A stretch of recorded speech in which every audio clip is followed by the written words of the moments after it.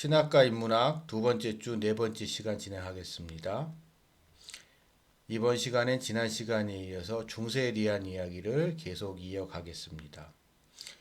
중세라는 시대는 우연의 결과물이었습니다. 제가 지난 시간에 얘기했듯이 어느 누구도 그런 시대가 될 거라고 예상하지도 못했고 예측하지도 못했고 더군다나 그런 거를 기획하지도 않았습니다. 누가 그런 거 준비하지도 않았습니다. 근데 영원할 것 같았던 로마 제국이 여러 이민족의 침입 속에서 붕괴되게 하는 과정 속에서 그냥 자연스럽게 봉건제도가 각 지역에 봉건제도가 형성되게 됐고, 또한 그런 개별적인 봉건 영주들 중심의 봉건 사회를 연결해주는 하나의 통일된 네트워크, 유일한 거의 통일한 네트워크로서의 교회 조직, 이런 것들이 복합적으로 작용을 해서 우리가 알고 있는 중세라는 시대와 그 사회가 만들어졌습니다. 그래서 많은 부분에 있어서 중세는 그 이전에 찬란했었던 로마 제국의 문명을, 문화를, 기술을 상당 부분 상실한 상태에서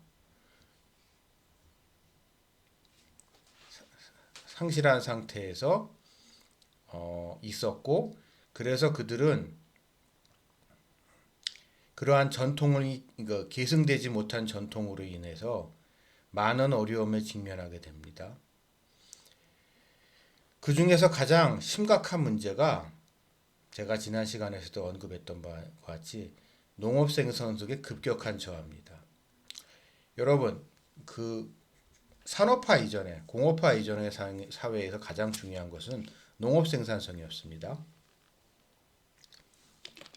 농경 사회였고 어느 나라나, 그래서 어느 나라가 어느 지역이 더 농사를 잘 지어서 더 많은 농업 생산력을 가지고 있는가는 결국 더 많은 인구와 더 많은 국력을 의미하는 것이었기 때문에 어찌 보면 농업 생산성이라는 것이 그 사회에서 가장 중요한 요소였습니다. 근데 로마의 멸망과 함께 중세가 들어가면서 그 당시 유럽은 아주 심각한 농업 생산성의 저하를 맞이합니다. 왜 그럴까요? 가장 중요한 건 그러니까 로마 제국 시대까지만 하더라도 농사는 주로 누가 지었을까요? 로마의 농사를 짐에 있어서 가장 중요한 역할을 했던 사람들은 결국 노예들이었습니다. 그러니까 로마라는 제도 자체가 아래에 농업이나 이런 거를 생산을 지탱하는 수많은 노예들이 있었고, 그 노예 노동력을 근거로 해서 존재했었던 사회였습니다. 더군다나 로마 제국이 오랜 동안 이제 지속이 되면서 어, 그 많은 양의 식량을, 많은 농산물들을 기독교 문명권이 이 아프리카 지역, 지금 얘기한 이집트나 이집트를 비롯한 그런 지중해 남쪽 지역, 지중해 남쪽 지역들 있죠. 튀니지, 그 다음에 알제리, 지금 리비아라고 하는 이 지역, 해안 지역의 농산물에 많이 의존하게 됩니다. 그래, 특히 지금도 그렇지만 가장 비옥한 지대였던 나일강 하구 지역의 농업 생산성 전체에 많은 의존을 하고 있었던 시대였는데, 이제 로마 제국이 붕괴되고 더 이상 과거와 같은 그런 무역 네트워크를 통해서 그런 충분한 농산물이 공급이 못 되는 상황 속에서 설상가상으로 유럽 지역은 그러니까 유럽 지역에서 그나마 있던 농사를 지는 데 있어서 중요한 역할을 했었던 노예 노동은 더 이상 할 수 없는, 그래서 노예가 아닌 농노예로, 그러니까 농노는 노예보다는 훨씬 더 자유로운 존재죠. 어쨌든 그러한 제도로 바뀌면서 유럽은 아주 그 한심한 상황에 직면하게 되고, 그것은 결국 기독교 문명권 전체에, 오늘날 우리가 보통 기독교 문명권이라고 하는 곳에 심각한 쇠퇴를 가지고 오게 됩니다. 자, 이러던 것이 변화가 일어난 지역이 지금의 스페인 지역입니다. 오미아드 왕조가 이제 스페인에 만들어지죠. 후기 오미아드 왕조가. 그러니까 무어인들이 스페인을 정복하면서 이제 스페인에 있었던 고트 왕국을 정복하면서 스페인이 이베리아 반도요. 이베리아 반도, 오늘날 스페인, 포르투갈 이 지역이 이슬람의 영향권 안으로 들어가죠. 그러면서 그 스페인이라는 지역, 이베리아 반도 그 지역은 오랜 기간 동안 이슬람과 기독교, 그리고 또 다른 한편으로는 유대교가 공존하는 아주 독특한 사회를 형성하고, 이 기간이 500여 년 정도 지속이 됩니다. 그러면서 이 지역을 통해서 뭐라고 해야 돼? 기독교 문명과 이슬람 문명이, 아랍 문명이 융화되는, 그러니까 접촉하게 되는 그러한 현장이 됩니다. 근데 그 이베리아 반도 지역에서 일어나는 이슬람, 그러니까 거기에 진입한 이슬람인들이 그 당시 기준으로는 상당히 선진적인 농업 기술을 가지고 옵니다. 그래서 그 이전과는 비교할 수 없을 정도의 엄청난 농업 생산력을 보여줍니다. 우리가 간과하고 있는 것 중에 하나가요. 우리가 이슬람 하게 되면, 전 이슬람이라는 표현보다도 아랍 문명이라고 봐야 된다고 생각하는데, 그러니까 메소포타미아 문명부터 시작한 그 오랜 역사가 있단 말이죠. 그 오랜 역사의 과정 속에서 등장한 종교가 이슬람이라는 종교죠. 그러니까 어떻게 보면 아랍 문명은 이슬람보다도 훨씬 더 오래된 건데, 우리가 일반적으로 역사학에서 가장 오래된 문명이 뭐라고 하죠? 수메르 문명이라고 하죠. 수메르가 어디죠? 지금의 이라크 남부 지역이잖아요. 그러니까 이슬람 지역, 아랍의 가장 핵심적인 지역, 메소포타미아 지역. 메소포타미아 그중에서도 하류에 있었던 수메르 지역.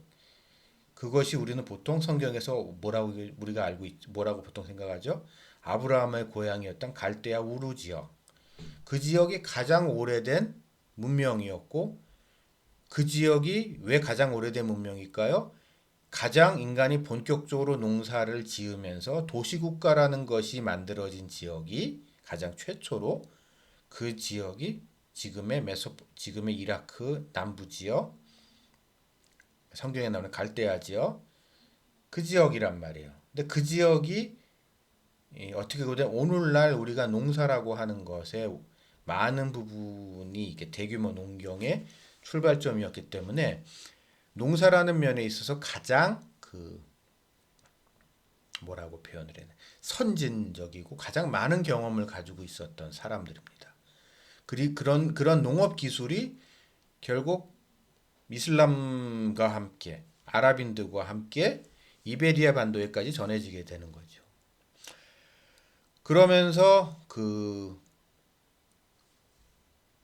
대표적인 게 물을 어떻게 효과적으로 관리할 것인가 라는 문제 같은 것 때문에,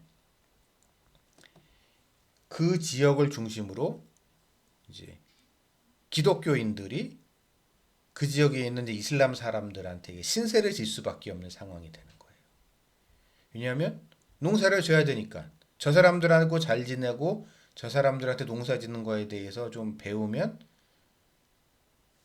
뭐 농업 농사가 훨씬 잘 되니까. 또 경우에 따라서는 그 이제 이베리아 반도라는 지역이 한편으로는 이슬람 영주들이 있고, 이 영주들 밑에 기독교인 소작인들도 많은 경우가 있었고, 그 반대로 기독교인 영주 밑에 이슬람인 농부가 있는 지역도 있었고 뭐 이런 게 섞여 있던 지역이다 보니까 그리고 또 이제 그 지역에 있었던 몇몇 대학들이나 이런 것들을 중심으로 이슬람과 기독교, 경우에 따라서 유대교 랍비들이 같이 이렇게 어울린다고 해야 되나요? 좋게 말하면 공존하고 나쁘게 말하면 경쟁하는 그런 시기가 거의 500여 년 정도 이제 스페인이라는 지금 이베리아 반도 스페인 지역에서 일어나게 되는데 그것을 통해서 유럽인들은 기독교인들은 이슬람인들에게 많은 것을 배우게 되는데 그 아주 선진적인 것이었죠. 선진적인 것. 그것을 배우게 됩니다. 보통 우리가 일반 교과서 같은 데서는 이제 뭐 십자군 운동이라든가 뭐 이런 십자군 운동을 통해서 일어난 그런 그 동서양 간의 무역 교류 같은 거 이야기들을 많이 하는데요. 물론 그것도 영향이 큽니다만 보다 아카데믹한 한 차원에서 우리가 바라본다 그러면 이 스페인 지역, 이베리아 반도에서 있었던 이런 일련의 이런 만남이 기독교 문명 전체에 큰 영향을 준 거는 분명합니다. 자, 그러면서 이제 이슬람 문명과 함께 그러니까 아랍인들에게 이 이슬람 문명에 대한 이야기를 그런 이슬람 문명 근데 이슬람을 받아들일 수는 없잖아요. 이슬람을 받아들일 수는 없는데 이슬람에서 이야기하는 것들을 공부하다 보니까 우연치 않게 아리스토텔레스에 대한 이야기를 접하게 됩니다. 물론 그 이전까지 아리스토텔레스에 대한 이야기를 유럽인들도 알고 있었어요. 그러니까 그런데 거의 대부분의 아리스토텔레스에 대한 책은 전해지지 않고 있었습니다. 아리스토텔레스도 엄청나게 다작을 한 사람이에요. 근데 그럼에도 불구하고 아리스토텔레스의 작품은 뭐가 이때더라, 뭐가 이때더라, 뭐가 이때더라만 알고 있었지. 그래서 그게 무슨 책이지 하면서 유럽의 지석 그 당시 이제 지식인들은 그거에 대한 엄청난 호기심이 있었지만 그거는 찾을 수 없는 그런 상태였죠. 그거를 잘 묘사해 주는 책이 제가 이번 강의에 이제 추천 도서로 얘기했었던 움베르토 에코의 장미의 이름. 장미의 이름이 그걸 배경으로 한 고 시대 고로한 그 당시의 지식인들의 시대적 배경을 시대적 상황을 배경으로 해서 한 작품이거든요. 자, 그 작품에서 보게 되면 여러분 그 아리스토텔레스의 희곡론 그거를 찾으려고 했던 그런 이야기란 말이에요. 근데 그 작품이 되게 흥미로운 작품인데 저도 이제 그 작품을 처음에 솔직히 영화로 봤습니다. 그존 코넬리가 주연해서 영화로 봤었는데 영화로 본 게 재밌어서 그 다음에 이제 책으로 읽었었는데 그 당시는 잘 몰랐어요. 그 당시에는 그렇게 제가 신학을 공부하기 전이기 때문에 흥미롭게 봤는데 지금 와서 다시 그 책을 보게 되면 그 작품을 보게 되면 지금 우리가 다루고 있는 바로 이 시대의 이야기고 이 시대의 시대적 상황이 잘 묘사되어 있습니다. 즉, 자, 로마가 갑자기 망했어요. 로마가 갑자기 망하고 난 다음에 사람들은 그 무너진 제국의 빈자리를 교회가 채웠습니다. 교회가 채웠어요. 그래서 중세교회, 우리가 로마 교황의 전성시대가 유지가 됐는데 이렇게 몇백 년의 시간이 지나면서 문제는 당장에 사회적 안정은 찾아왔을지 모르지만 사회는 지속적으로 퇴보되는 상황이 됐던 거죠. 좀 심하게 말하면 농사라는 부분을 하나를 놓고 봅시다. 자, 어느 지역에 농사가 안 돼요. 가뭄이 들어요. 그럼 어떻게 해야 될까요? 로마 시대 같으면 어떻게 했을까요? 여러분, 로마 시대 같은 경우엔 지금 저 스페인 같은 데 가보면 여러분 스페인이나 유럽 지역에 보면 알겠지만 로마인들은 수표교를 만들었잖아요. 노예들을 동원해서. 저기 물 있는 데서 이렇게 수표교를 만들어가지고 물을 끌어다가 안정적으로 물을 공급해가지고 사람들이 농사짓기 편하게 했단 말이에요. 로마의 시대는 그랬어요.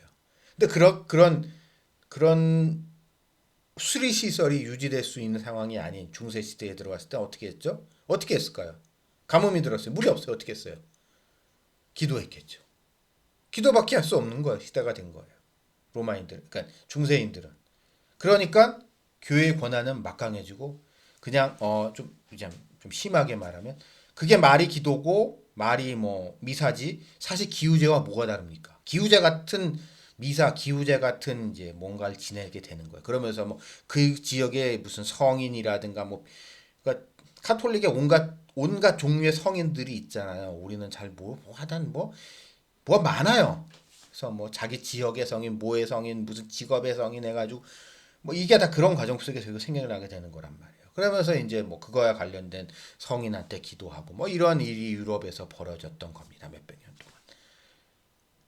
그런데 그게 뭐 그러다 비가 올 수도 있겠죠. 비가 올 수도 있으면 이제 하나님이 응답하신 거고. 그래도 비가 오지 않으면은 어떨까요? 이게 뭔가 우리가 이게 죄를 지어서 하나님이 노해서 비를 안 내려주셔서 우리가 농사가 안 되는 거야. 막 이런 식으로였단 말이에요. 자, 그랬는데 그렇게 그러던 상황에 이제 이슬람 사람들이 쳐들어왔고 그들과 함께 다시 뭐가 들어와요? 농수로를 갖다가 이제 수로를 이슬람들을 통해서 다시 수로가 만들어지고 수로를 통해서 농사를 하는 방법이 그러니까 관계 수로를 만드는 법이 다시 전해졌단 말이에요. 그러면서 그러니까 몇백 년 동안 이제 잊혀졌었던 유럽에서 그러니까 그러면서 이제 새로운 농업 기술 어떻게 보면 그 전에도 그런 식으로 농사를 지었을 수 있는데 그 농사를 짓게 됐어요.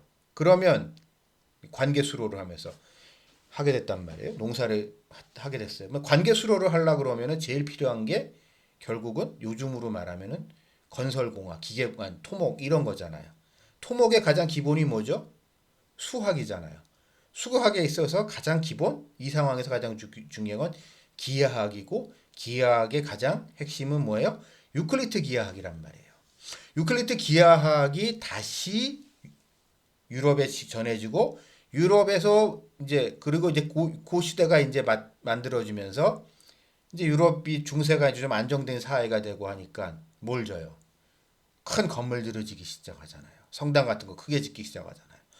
큰 성당을 지으려면은 기하학이 필요하겠죠? 그 전에 그냥 조그맣게 뚝딱 그러니까 로마인들이 만들 때야 뭐 그런 걸 했겠지만 그 전에 로마인들이 막 지어놨던 것 이제 노예 동원해가지고 막 해가 지어놨던 것을 갖다가 몇백 년 동안 잘 쓰고 있었겠지만 시간이 오래 흘렀단 말이에요. 이제 자기네들이 이제 새로 뭔가 만들어야 되는 상황이 됐는데 못 만들고 있었단 말이에요. 근데 그걸 만들려면 뭐가 필요해요? 기하학이 필요하단 말이에요. 유클리드 기하학이 필요하단 말이에요. 근데 그 유클리드 기하학을 이슬람 사람들이 가지고 있어요. 아랍인들이 가지고 있어요. 그러니까 아랍인들한테 그걸 어떻게 배울 수밖에 없는 거예요. 근데 유클리드 기하학의 철학적 기반이 뭘까요? 아리스토텔레스란 말이에요. 그러니까 그거와 함께 아리스토텔레스가 다시 유럽에 소개되고 다시 유럽에서 중요한 인물이 됐단 말이에요. 좀 이제 역설적 좀 이제 제가 좀 조롱하는 말로 들릴 수 있는데 예를 들어서 어느 지역이 돈 많이 벌어서 부자가 됐어요. 그러면 유럽에서 중세 어떻게 했어요? 그 마을 한가운데 큰 성당을 짓는단 말이에요. 큰 성당 지금 봐도 멋있는 성당을 짓는데 그 마을 사람들이 이제 그 지역 사람들이 그 도시국가죠. 도시국가 사람들이 돈을 모아서 큰 성당을 짓는데 그 성당을 지으려면 어떻게 해야 돼요? 믿음만 좋아서 하나님 우리가 어떻게 이 돌을 다 올려도 이제 의 믿음으로 짓겠습니다라고 할 수 있나요? 그럴 수 없잖아요. 그때부터 과학의 단계란 말이에요. 그러니까 어떻게 보게 되면 이런 일련의 과정을 통해서 유럽 사회는 필연적으로 과학이라는 문제가 등장하게 됐단 말이에요. 과학의 중요성. 자기네들이 무시하고 있었던 과학과 수학과 이런 것에 중요성이 되고 그러면 그거에 대한 사상적 기반, 철학적 기반을 찾다 보니까 다시 아리스토텔레스의 논리학은 그 전에도 그러니까 유럽 기독교 문명에서 중요한 그러니까 논증 방법으로서 논리학으로서 중요한 자리를 차지하고 있었지만 이제는 그런 것도 있지만 보다 현실적인 이유 때문에 아리스토텔레스의 철학이 유럽 사회에서 중요한 자리를 차지하게 됐어요. 그래서 대학에서 그 당시 이제 또 유럽이라는 게 이제 대학이라는 거가 중심이었잖아요. 그러니까 대학에서 강의를 할 때, 그러니까 그 초기 대학이죠. 초기 대학에서 어떤 강의가 있었나 자료를 찾아보게 되면 가장 인기 있었던 게 아리스토텔레스에 대한 강의가 있었다 그러죠. 그러니까 여러분 이제 그러니까 초기 교회들, 초기 대학들 이 당시 우니버시테트들은 결국 일종의 지역에 따라지만 어떤 지역에는 학생들의 조합이었고 어떤 지역에는 교수들의 조합이었단 말이에요. 일종의 조합이에요. 그러니까 그런 유니온이란 말이에요. 그런데 거기서 그러니까 딱 카리큘럼이 정해져 있었던 것도 아니고 그냥 어느 유명한 교수들, 그러니까 유명한 학자라는 사람들이 모여서 하거나 아니면 학생들이 모여서 하는데 그 중에 경쟁력이 있고 사람들이 많이 듣고 싶어 하는 거에 사람들이 몰리는 건데 학생들이 가장 듣고 싶어 했던 게 이러한 아리스토텔레스에 대한 이야기를 가장 듣고 싶어 했습니다. 그러다 보니 근데 이 변화를 교회는 싫어했죠. 왜? 그 당시 교회는 몇백 년 동안 어, 아우구스티누스가 플라톤 철학을 기반으로 한 아우구스티누스의 신학이 딱 자리 잡고 있었고 이거면 돼. 이거만 믿으면 돼. 이거면 충분하지. 이거 가지고 천국 가면 되잖아. 라고 생각하고 있었는데 그러면서 부분적으로 어떠한 논증, 수사학 이런 면에 있어서는 아리스토텔레스를 사용하고 있었지만 결국 그런 이러한 변화 속에서 플라톤, 그러니까 플라톤과 같은 그런 형이상학적인 거. 그러니까 이런 거예요. 사람들이 이제 어, 건물을 짓는다. 그러니까 신부님이 오셔서 기도하고 축복하고 이러잖아요. 전에는 그게 제일 중요하다고 생각했어요. 그러니까 이게 신부가 축복을 잘해줘야지 우리가 이 건물을 잘 짓는다라고 생각했는데 이제는 신부가 축복해주는 것도 필요하겠지만 그 엔지니어가 이 건물을 지을 엔지니어가 아리스토텔레스와 유클리드 기하학을 아주 잘하는 사람이어서 이거를 건물을 잘 짓는 게 더 중요한 시대가 됐단 말이에요. 이 시대에 등장한 게 결국 아퀴나스인 겁니다. 토마스 아퀴나스. 여러분도 우리가 잘 아는. 그러면서 토마스 아퀴나스는 이렇게 우리가 알고 있는 기존의 기독교의 신앙과 이런 과학이라는 영역, 이성이라는 영역 간에 어떻게 이 둘을 조화시킬 것인가라는 문제를 가지고 물론 그 전부터 이게 아퀴나스가 혼자 다 한 건 아닙니다. 아퀴나스 이전에도 여러 사람들이 있었는데 그것들을 최종적으로 종합한 게 토마스 아퀴나스죠. 이러한 토마스 아퀴나스를 통해서 중세가 확립이 됐고 그 중세는 이것을 통해서 이제 안정을 되찾았다고 생각합니다. 그러면 아퀴나스의 가장 핵심이 뭐냐? 결국 제가 앞에서도 언급했듯이 자연과 초자연, 그러니까 초자연은 은총이라고 번역하는 경우도 있는데 이 둘로 세상을 분리해서 생각하는 거죠. 그래서 그래 하나님이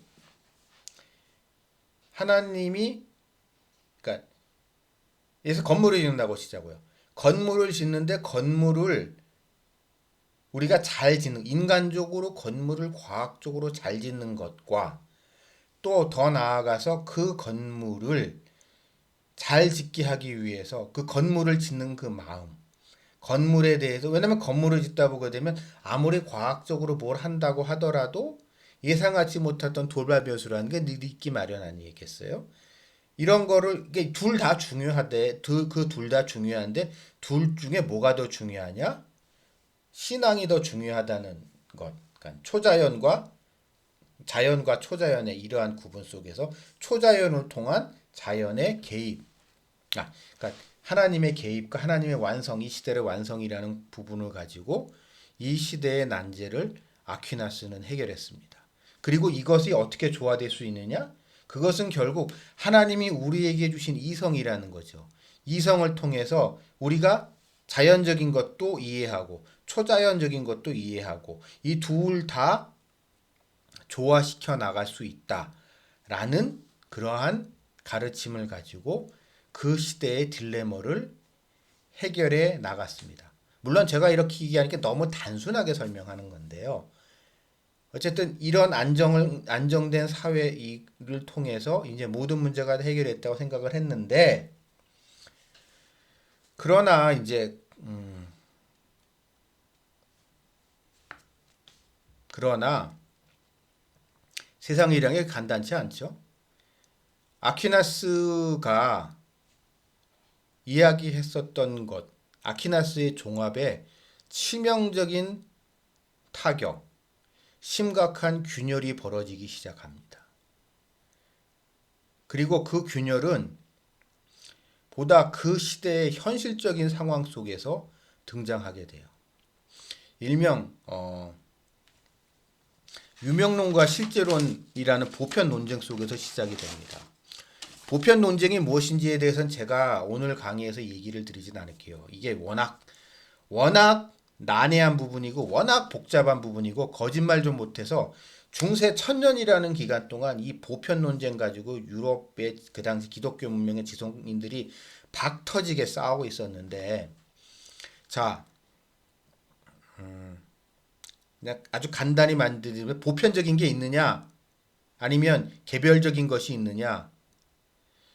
개별적인 것은 보편적인 것의 부분이냐 아니면 개별적인 것의 합이 보편이냐. 그러니까 여러분, 우린 대한민국이라는 여기 이제 강의 듣는 분이 대부분 다는가 아닐 수도 있겠지만 우린 다 사람이잖아요. 그죠? 사람 여기 사람 아니신 분 없으시죠? 우리 모두 사람이에요. 저도 사람, 여러분도 사람, 우리 모두 사람입니다. 근데 우리 한 사람 한 사람이 모여서 사람이라는 것이 있는 건지 사람이라는 게 있는 거고 그 사람의 하나로서 개별자로서 나, 너, 우리 여러분과 저 같은 한 사람 개별의 인간이 있는지 어느 게 우선인가라는 것에 대한 논쟁이거든요. 근데 그게 뭘 중요한지 이게 참 이해가 안 되는데 우리는 이해가 안 되는데 그걸 가지고 중세 천년 동안 박터지게 싸웠는데 아퀴나스 시절까지만 하더라도 이제 힘에서 보편적인 것이 있다이며 실제론자들이라고 하는데 이 사람들이 주도권을 장악을 했기 때문에 문제가 안 됐어요. 근데 시간이 지나면서